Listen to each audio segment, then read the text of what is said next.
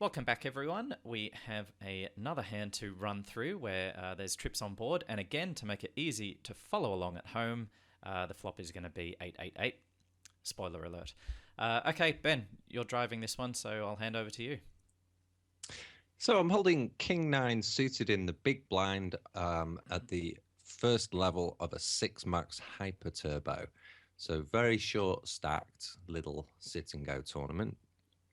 And I think I've got 22 bigs, 23 bigs, something like that. And the action unfolds. There's 5 players left at the table, so someone's departed early.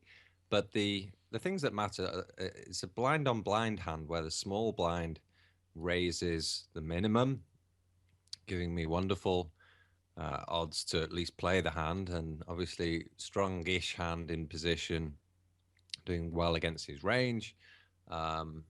Suited, vaguely connected. It makes sense to call and see a flop. I could raise pre-flop, could re-raise. And that might be worth a little discussion. RB, any thoughts on 3-betting pre-flop here? No, I got to admit, I play it like you. I think it's a hyper turbo. Your effective stack's what, 23 bigs. You don't want to play a huge pot, and you're probably quite happy to see a flop with a hand that's going to flop quite well. So not sure there's going to be a need. I mean, you'd hate to free bet and then get 4-bet and not be able to see that flop. I don't know. I kind of feel okay about just 3-bet and fold to a 4-bet with this hand. It's not too difficult. What do you think, but Trisha? Did you have any numbers on your opponent like you did from the last hand? yeah, I can't actually remember that information, but probably not much. So it's difficult to know whether they would be raising with 100% of hands or 50%.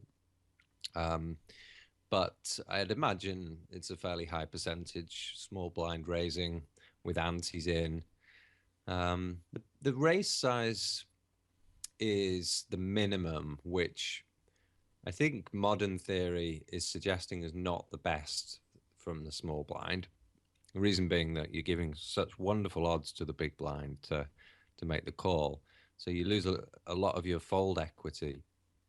And if you're raising from the small blind, you need to remember in your mind that most of what you're trying to achieve is make your opponent fold. So a slightly larger raise size, even just 2.5 or 2 3/4, or perhaps 3 times the big blind, will secure more folds. And that's more important most of the time. So just a little tip there for raising from the small blind. Anyway, let's proceed to the flop. I call the bet, and with my King 9 of hearts, we see this flop of 8 8 8. There's no hearts amongst them, so no backdoor flush draw. And my opponent again leads with a continuation bet of 60 into 90. So what are your thoughts on this situation? Perhaps I'll throw over to Trisha to give me your thoughts here. Well, that wily minx. I mean, I think he's going to be betting every single thing that he raised. So, from that standpoint, I'm not going to raise him here myself. So, I'm definitely calling his So bet. almost similar logic to the previous hand we looked at, I guess. Is the same flop, and we're holding a hand where we think we're ahead of their range, but we don't see much sense in raising because we're just going to get called by better hands, and we're going to allow our opponent to find a fold with their weak hands. Whereas if we call, we keep in our opponent's weak hands and we allow our opponent to make future mistakes. So very similar logic. Richard, anything to add? No, I think Dr. Trisha's summarised that well as what I was thinking. So as played, I call. Turner is the queen of diamonds. You like using the phrase "doctor," don't you? I like it too. It's just Well, I think it's just catchy. You just want to say it. I know, and we're not going to have many doctors, I don't think, on the Yeah. show.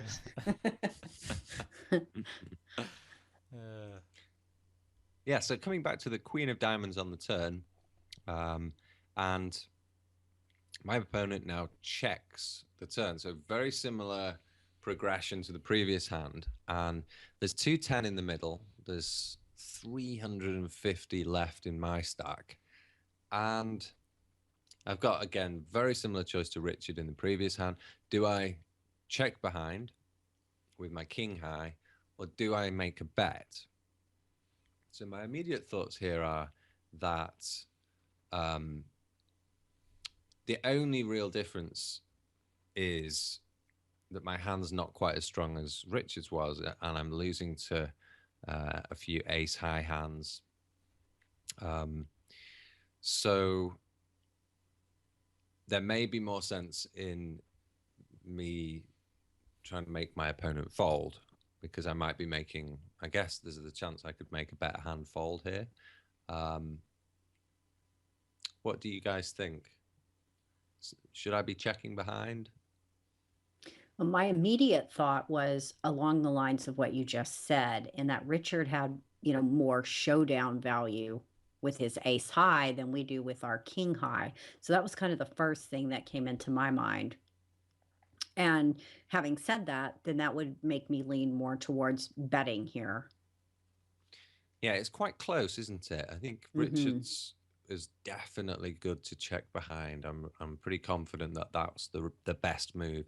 In this one, I think it's closer, and I think there's very much an argument for checking behind. Richard, what do you think?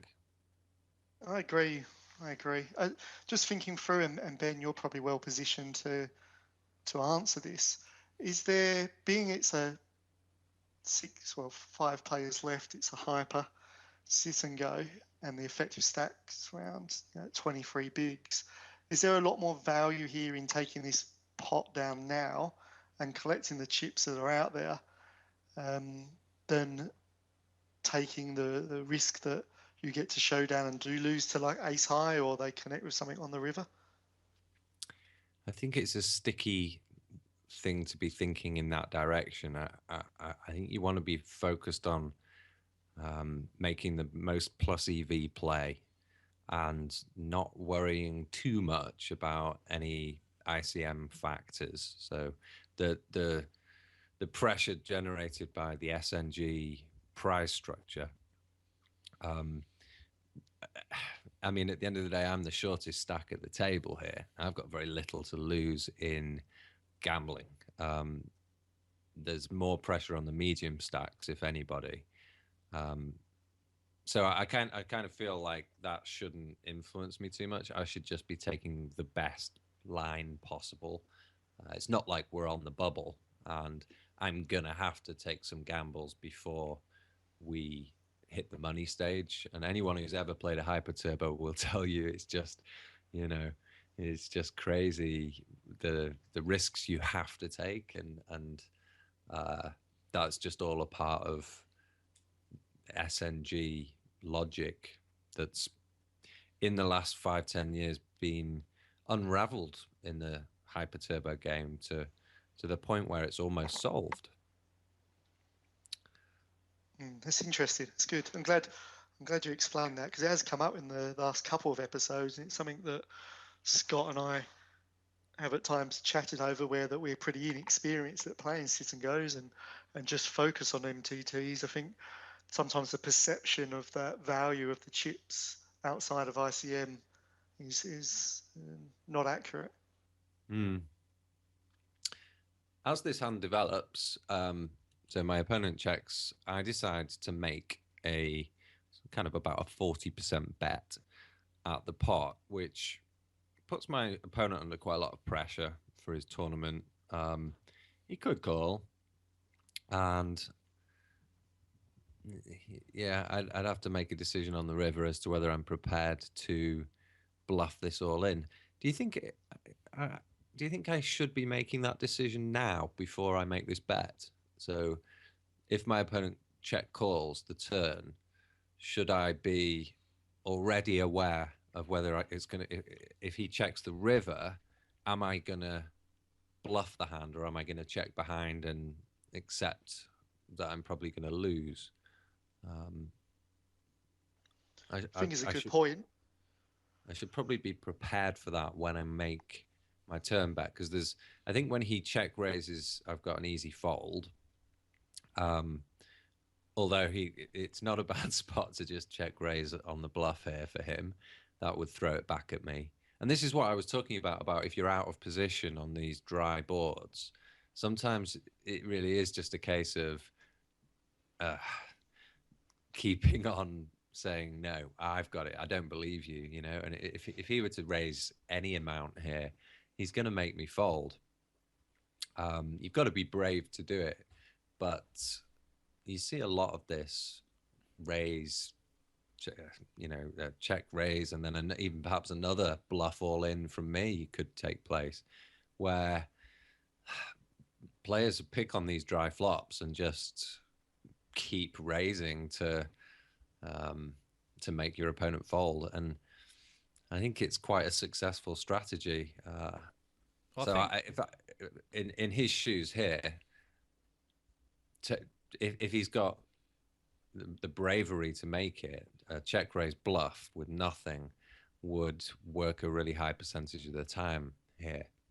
Yeah, that's what I was about to say, is if you put yourself in his position, and, I think you talk about this in your book quite a lot, Ben, the power of the check raise on that flop and then that turn, and with the whole blind on blind dynamic, the check raise would be hugely profitable for him. So you kind of, when you make this smallish bet, you're opening yourself up there to be bluffed quite a lot of the time.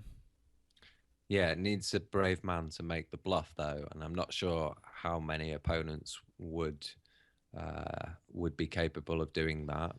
It's, on the low stakes games, this is a tough bluff to make, a big check raise here. Do you reckon? But I do. What does he put you on when you make that bet? Like, let's play it from the small blinds position. When you make that bet of 94. Yeah. Are you doing that? You'd probably, you might have an 8, but the chances of that are ridiculous. Do you do it with a queen when you've hit a full house? Maybe. I think he's under quite a bit of pressure. I've called the raise pre-flop. I've called the C bet. He's got to think I've got at least a high card, and so yeah, it is tricky. It is tricky. I think he's under a lot of pressure, and he's got to believe that he can make me fold, and that's the problem here. I'm calling with pocket twos, Where are you at with this, Trisha? Well, I wanted to roll back to something you asked. You said, about thinking about the cards, on the river before you ever make the bet on the turn. And I wanted to go back to the idea of that, but I think you should be, and your listeners should be thinking about that on the flop. So when the flop comes out, take a minute right then to think about what turns and rivers are going to do for your particular betting line. And this is something that I've worked some with Matt Berkey, who plays in the big game. So that's the 300, 600 game at the Bellagio, although sometimes it plays 500, 1,000. And so when he tells me to do something, I really, put that under my hat. Yes, absolutely. And so he often takes quite a bit of time when the flop comes out.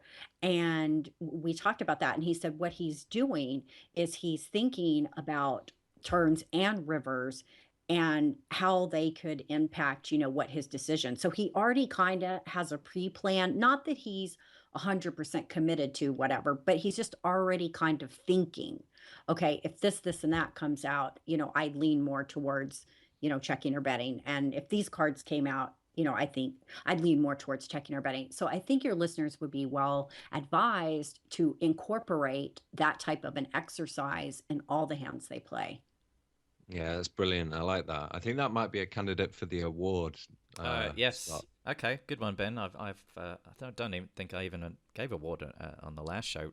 Trisha, How remiss. I know. Trisha, what we do, or what I do with most episodes, is give an award for the best bit of advice. And Oh, congratulations, you've just won it. why, thank you. Well, really, it's kind of like Matt won it because it's something he taught me. So, but I'll take it. Very gracious, but you deserve it. There you go. I don't like that. We've just given you an award and you're throwing it away within 5 seconds. No, she was just being gracious. Just being gracious, Ben. Well, I don't want him to listen to me and say I taught her everything I know, and she's not giving me any credit. It'd be awesome if he valued my little award so highly. Yeah, he may. He may. No, that is good. That is good. Okay. Yeah, I agree. I mean, this whole thing of thinking 1 and 2 streets ahead. I mean, it can't be overstated. It's such a great way in any turn-based strategy game. So it's the correct way of improving is to constantly be thinking 1 or 2 moves ahead. I mean, I was sat up last night watching the chess. Don't know if any of you guys. Yeah, the life you lead, Ben. Yeah, I mean, it's the candidates tournament. You know, they play this where the next the top 10 players or so compete, and then they get to play the world champion as a reward if they win, and get a shot at the championship. You know, so it's really exciting. I can't believe you guys aren't all watching the chess like me. Oh Lord. Yeah, sorry. But I think there'll be a high percentage of listeners that will think, "Oh, it's a chess tournament, right? Yeah, I'm going to go and hop online and, you know, I'm gonna disagree with you on that one, Yeah, Ben. But I nevertheless, think we might have even lost our 5 listeners. all right. Yeah. I reckon I'm going to tweet out to people and see, you know, who is interested. I think there'll be no response, will there? no, Okay. no. I'll respond. Yeah.